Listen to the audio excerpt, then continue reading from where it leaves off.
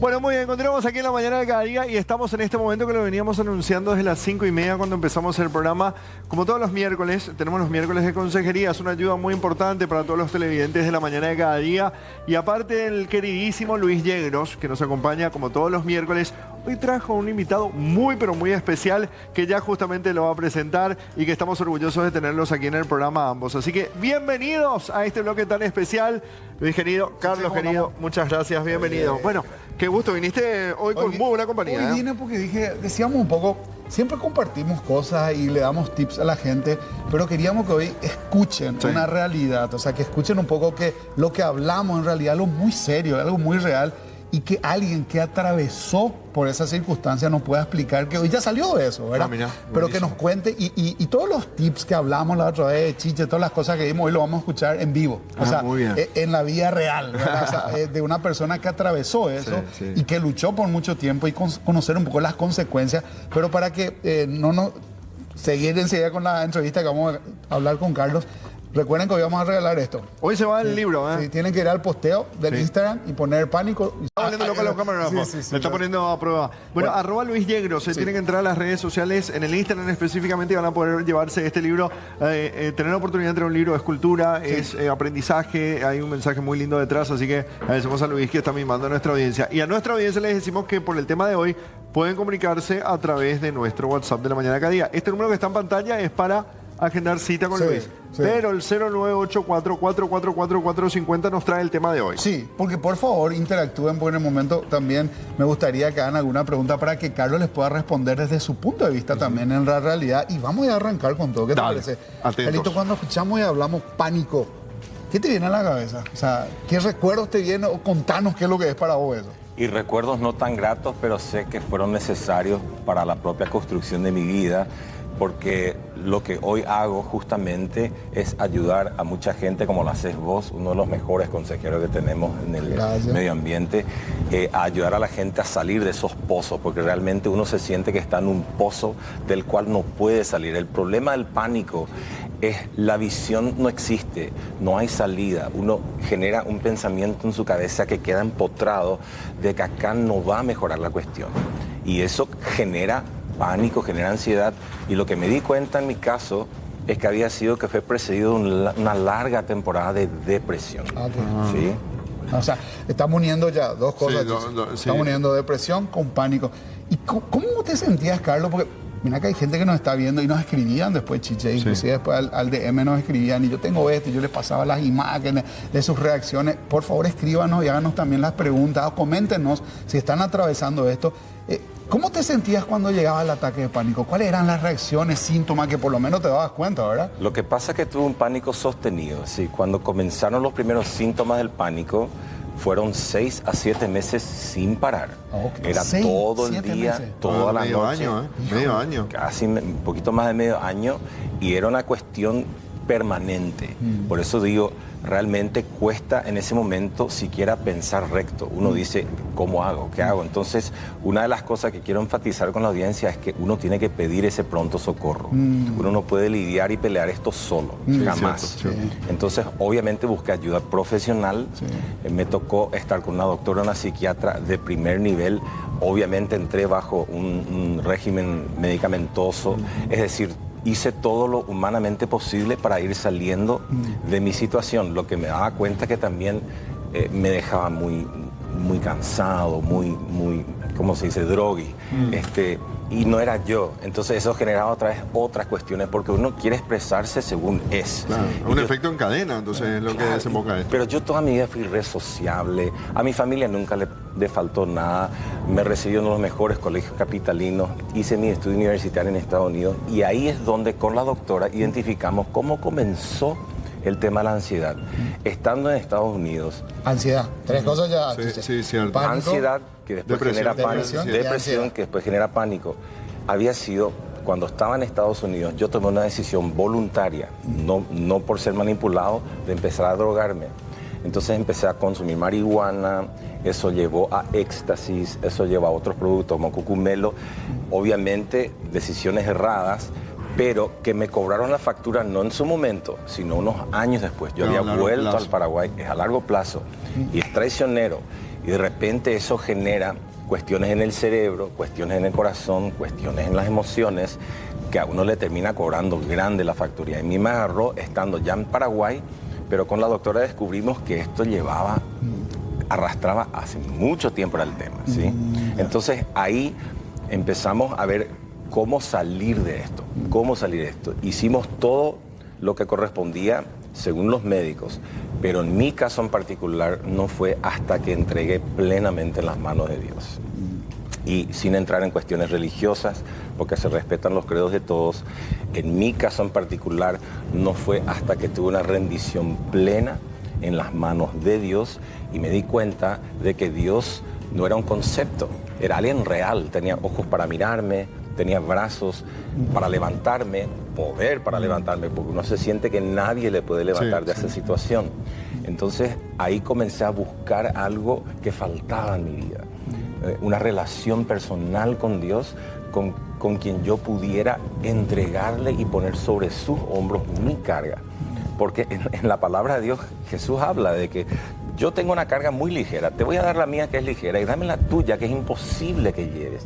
Y esos conceptos no son religiosos, son universales, son pero para ese concepto todos. que vos decís, Carlos Chiche, el miércoles pasado, una de nuestras teleoyentes también hablaba de eso, ¿verdad? Que en ese lapso de lo que está hablando Carlos, que estaba en el pozo, dice, yo no recurrí a todo lo que hay, pero recurrió a su creencia. No recuerdo a qué había recurrido. Y ella dijo, en ese momento, no sé si la misma persona que está viendo ahora puede volver a compartir con nosotros. Era hablar de su fe y demás. De su fe, y que ella encontró ese camino. Pero me llama la atención algo, Chiche, y Carlos también. Vos dijiste pozo. Porque estamos hablando de algo que está afectando. A nosotros en consultorio nos llega muchísima gente con esta patología, con estos traumas y todas las cosas que vos estás hablando. Cuando vos te referías pozo, ¿qué es un pozo? Porque para mí un pozo es algo cerrado, algo imposible de salir. ¿Vos te sentías así en ese proceso? Sí, pero lo que no sabía es que yo había sido que estaba acabando ese pozo con el correr del tiempo. Entonces yo dejé de hacer cosas que uno tiene que hacer para cuidarse. La alimentación, ejercicio, círculos sociales sanos, porque yo había cambiado mi círculo. Como estaba empezando a consumir drogas, yo había dejado amistades que eran sanas para asociarme con personas que me llevaban por el mal camino. Entonces, uno tiene que hacer cosas básicas. Recuerdo que llegó un punto en mi vida, mira lo que le decía a la audiencia, porque sé que hay gente que quizás esté atravesando esto. Estuve 6 meses encerrado en mi pieza. 6 meses que para lo único que me levantaba era para lo básico y para abrir la puerta para el delivery de comida. Llevaba a la pieza la comida, comía y me quedaba postrado. Veía 14, 15 horas de televisión por día y yo no reconocía que estaba en un estado calamitoso de depresión. Y eso precedió a lo que vino después, que fueron episodios de ansiedad, porque uno dice, ¿qué estoy haciendo con mi vida? ¿A dónde voy? Porque uno se cuestiona porque quiere salir adelante. Uno tiene un intelecto, uno tiene fuerza, uno es joven. En mi época, en aquella época yo tenía 20 y pico de años. Ahora tengo 53. Pasaron unos años. Pero son the new 20s. Pero en aquel tiempo era, ¿qué hago? ¿Y a dónde voy? Entonces esos cuestionamientos sí generan ansiedad. Y son preguntas existenciales para las cuales uno no tiene respuesta. Entonces yo no me despierto cada mañana simplemente para seguir postrado en cama. Yo no existo simplemente para estar por estar. Algo tengo que hacer con mi vida. Y cuando no haya una respuesta, entonces se agudiza el cuadro. Pero esa impotencia parece que es como que querés salir adelante, pero no podés. Entonces es una frustración otra vez. O sea, una mezcla de sentimientos que se da otra vez, Carlos. Exacto, así mismo. Y no tenés la fuerza, no te da el intelecto. Tratás y te desgastás. Hay un desgaste físico, hay un desgaste emocional y se vuelve un círculo aún más vicioso. Entonces, es como el hámster. El hámster hace toda la fuerza, corre por las ruedas, pero no se va a ningún lado. Y yo me sentí así mismo como el hámster. Qué buen ejemplo. Entonces digo, bueno, ¿en qué momento me salgo de esta rueda, de este círculo vicioso que me está haciendo un daño tremendo? Y otra cosa, hay gente que te quiere ayudar. y uno de repente no tiene ni siquiera la capacidad de recibir esa ayuda. Yo le quiero animar a la gente que permita que los que buscan su bien les puedan dar un espacio para que les ayude, para que les acompañe. Yo me cerré, completamente me aislé, me volví una isla real. Entonces yo tenía hermanos, padres que trataban de ayudarme y yo no quería hacerlo. Pero toda la gente que te quiere está tratando de darte una ayuda. ¿Será, o sea, no sé, Luchi, tenemos unos mensajitos para conocer un poco, por ahí hay algunas preguntas para que le puedan, Carlos también le pueda responder, porque justamente hoy nos callamos más nosotros. No, pero te estamos escuchando. Estamos escuchando un testimonio real. Un testimonio de vidas. Hay gente del otro lado que está diciendo, yo lucho con esto, ¿cómo voy a hacer? Porque me escribían la semana pasada, no sé cómo hacer, bueno, hoy estás escuchando cosas reales de cómo hacerlo. Ahí están llegando los mensajes. Sí, aquí tenemos testimonios. Dice, buen día, a mí me dio un ataque de pánico. Cuando voy al auto y debo subir al puente, me empieza a acelerar el corazón, siento nubosidad en la vista, sudor y me siento aérea. Me asusté mucho, empecé a orar y pedirle a Dios que llegue bien a mi casa. Traté de calmarme, dice. Y son los síntomas que habíamos hablado ya el miércoles pasado, son los síntomas de sudor, palpitación, eso también te pasó a vos, ¿eh? Sí, exactamente. Ahora, yo no, hay fobias, ¿sí? Hay que diferenciar entre una persona que tiene ciertas fobias y uno que está pasando por una condición de ansiedad y de pánico interminable. Entonces, no minimizo ni uno ni otro, solamente que uno tiene que entender que las fobias son cosas a las cuales uno puede apuntar, el paso que uno puede dar. Yo no soy profesional. Esta persona, por ejemplo, está pasando por una fobia. O sea, él tiene fobia de esa situación del puente, algo seguramente traumático ha pasado. ¿Qué habrá pasado? Entonces quedó eso ahí. Y ahí se diferencia la fobia con el pánico. Con el Exacto, pánico. y como una escalera descendiente, porque uno comienza con un cierto desánimo. ¿Qué tal me va la vida? No me va tan bien, me siento insatisfecho. Ese desánimo se convierte en desesperanza. Esa desesperanza ya uno empieza a cuestionar qué hace con su vida y luego genera eso una depresión. En mi caso, la depresión después genera ansiedades que generan pánicos. O sea, es todo una escalera descendiente que te lleva a ese pozo que mencioné. Y uno no puede salir solo del pozo. Voy a enfatizar eso. No es imposible. Imposible. Yo tuve ayuda clínica, ayuda de médicos y por sobre todo la ayuda de Dios. Aquí hay más testimonios. Dice, el año pasado me chocaron, no fue grave, pero hoy día, después de 2 meses, tengo problemas para manejar, me da taquicardia y miedo. Dice. Después, a ver, mi nombre es Ramona, tengo un problema. Cuando era niña nos cambiamos a Paraguay con mis padres. Entré a la escuela, como no hablaban en castellano y en guaraní, dice, las profes se burlaban de mi portugués. Bueno, que eso capaz le marcó en su infancia. Sí, habrá marcado.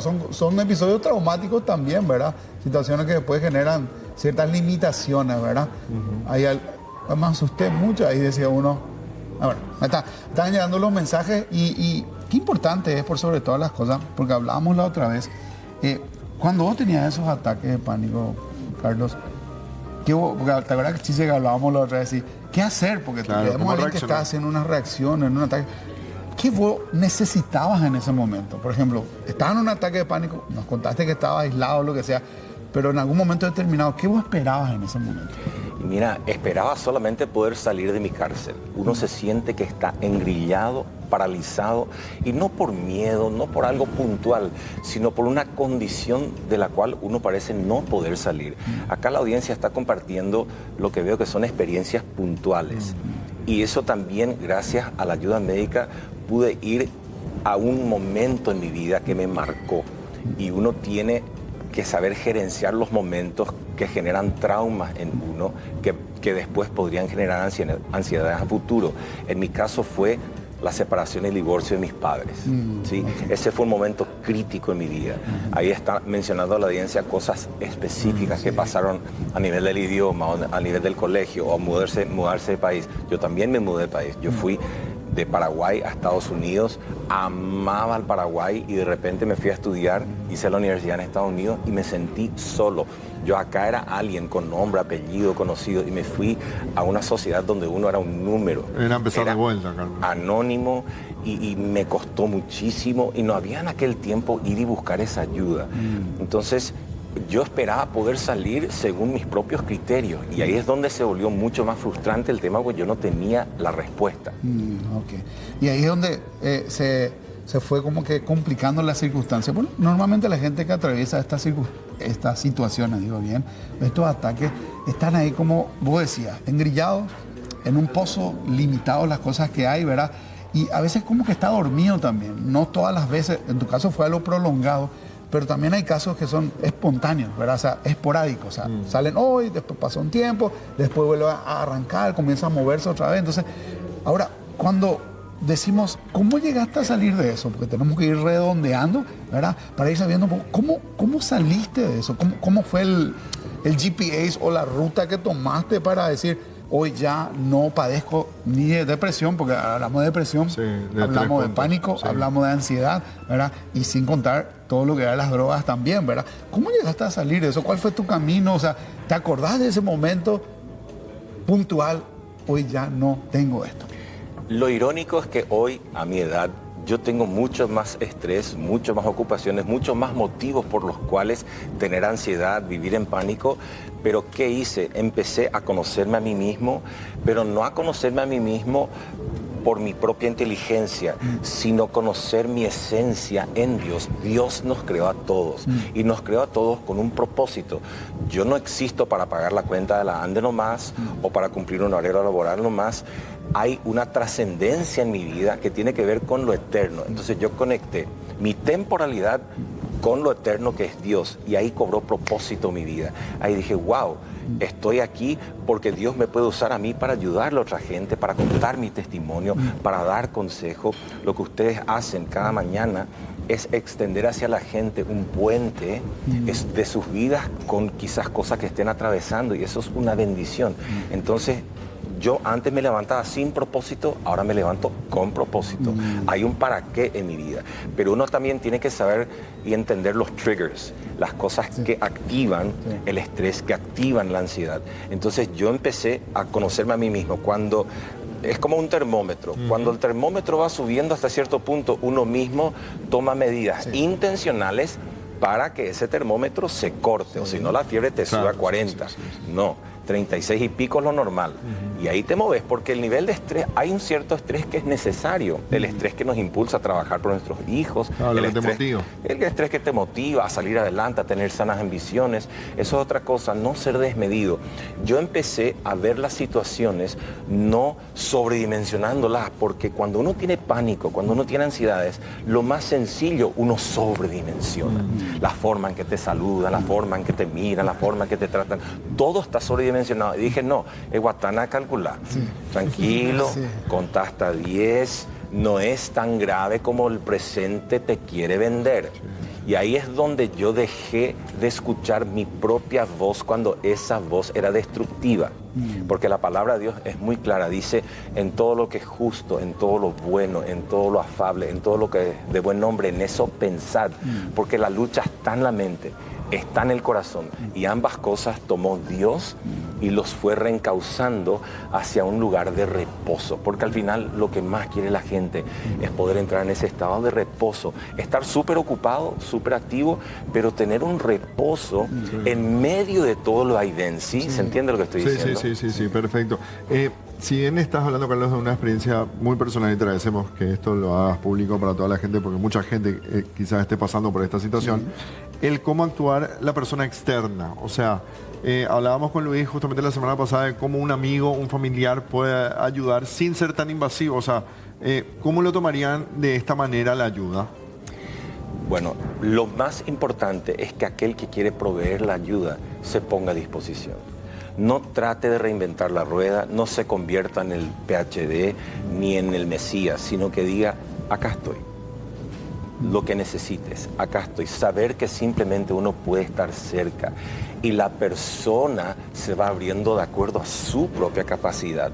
Ahora, hay que cuidar la toxicidad, porque si Luis no tiene la capacidad de absorber la carga que yo estoy llevando en medio de mi ansiedad, entonces eso puede generar también daño en él.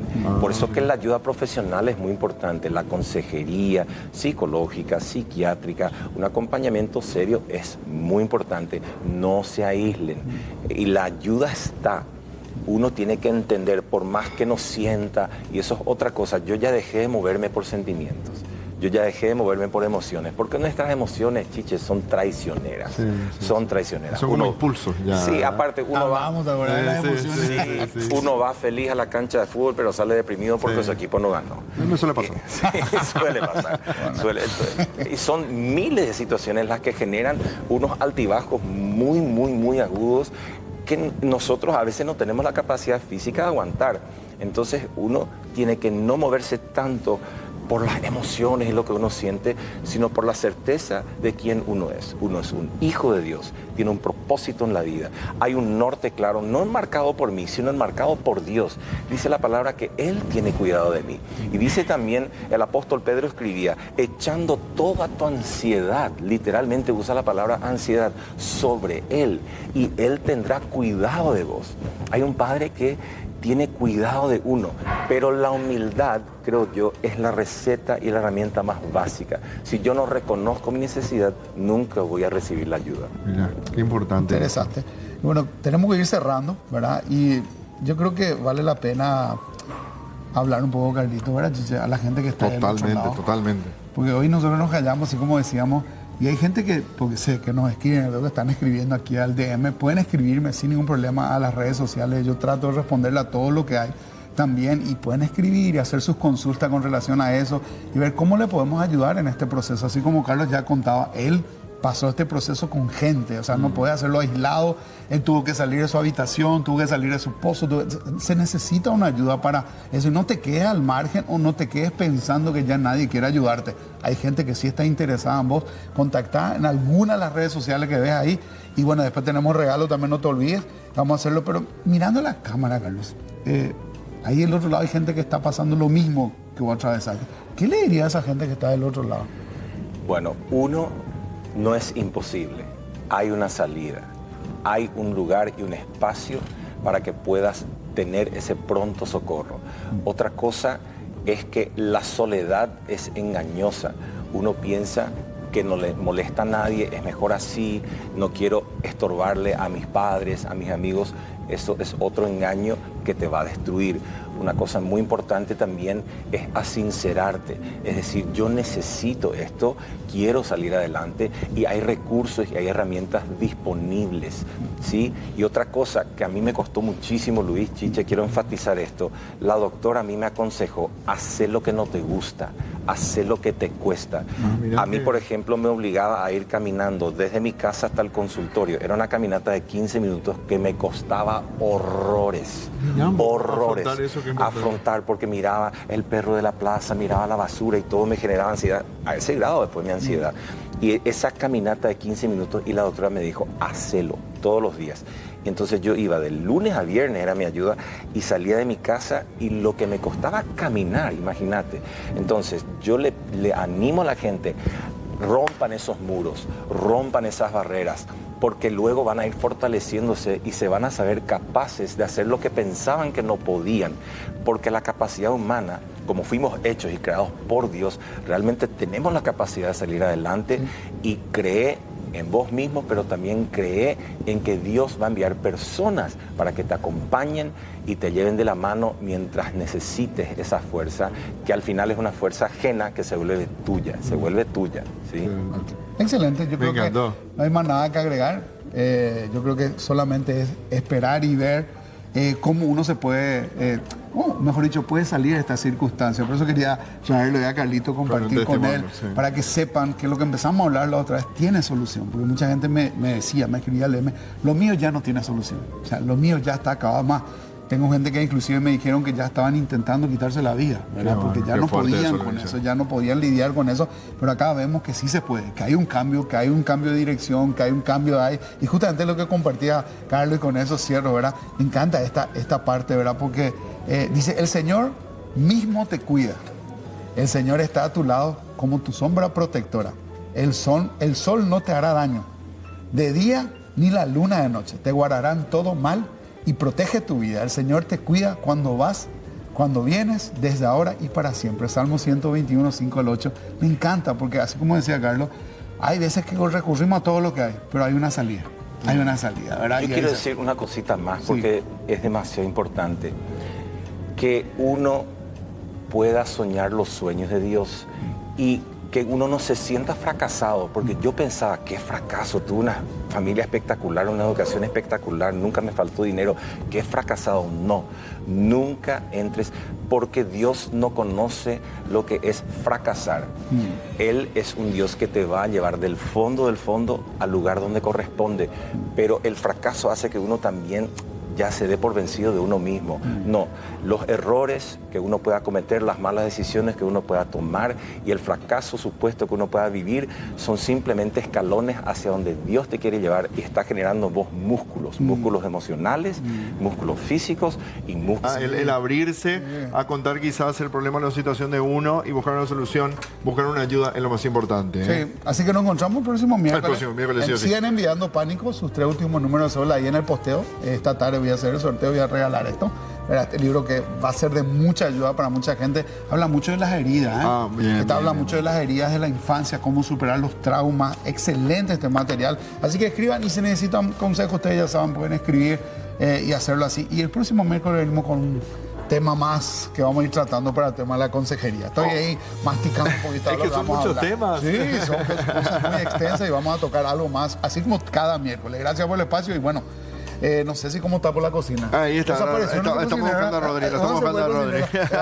No, pero vamos a continuar nosotros con el programa. Ya estamos en la recta final. Quiero agradecer a Carlos de la Sobera. Muchísimas gracias por estar con nosotros. Gracias Luis Negro, querido. Un placer que estén acá con nosotros. Bueno, seguimos con el programa. Nos vamos a la pausa. Recta final de la mañana cada día. Hasta las 9:15 estamos con ustedes.